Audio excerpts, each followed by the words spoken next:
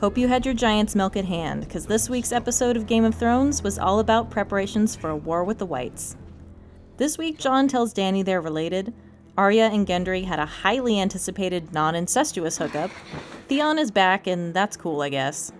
It's Sir Brienne of Tarth now, and the White Walkers have arrived. But where's the Night King? It's episode 2 of the final season of Game of Thrones. Here are a few things you might have missed.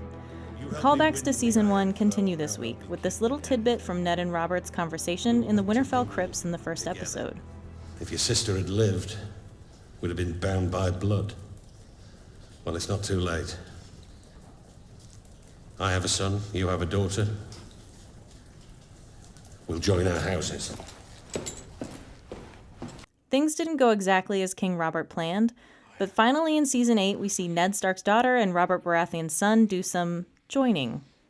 One of the most haunting parts of this episode is when we hear Podrick break out in song on the eve of battle. High in the halls of the kings who are gone.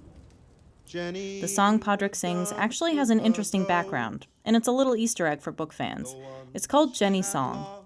The song crops up several times throughout the books, and it references yet another doomed Targaryen love story. Prince Duncan Targaryen fell in love with a commoner, Jenny of Oldstones. Although Duncan was betrothed to another woman, he and Jenny married against the wishes of Duncan's father, Aegon Targaryen. Remember, Jon's real name is also Aegon Targaryen. Because of his love, Duncan gave up the Iron Throne for Jenny. To place that story in context, Aegon was Jon's great-grandfather.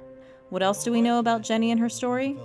Well, in Season 7, when the Citadel receives a raven from Winterfell relaying that Bran has seen the Night King, one of the maesters says this.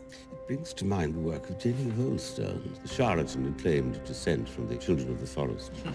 Don't forget the prophet Lodos, who promised that the drowned god would rise up and destroy Aegon the Conqueror. Lodos.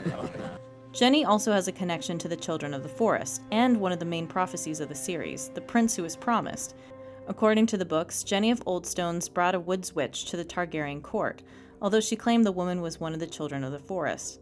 That woman prophesied that the prince who was promised would be born of their line. So Jon's great-grandfather made his 2 children, Rhaella and Aerys, marry in order to fulfill the prophecy. Gross, but also totally on brand for the show. Both Jon and Dany are descendants of Aerys and Rhaella, and both have a lot going on for them as far as being the prince who was promised. So which one is Azor Ahai reborn, who will defeat the darkness once and for all? Or is the prophecy just a red herring?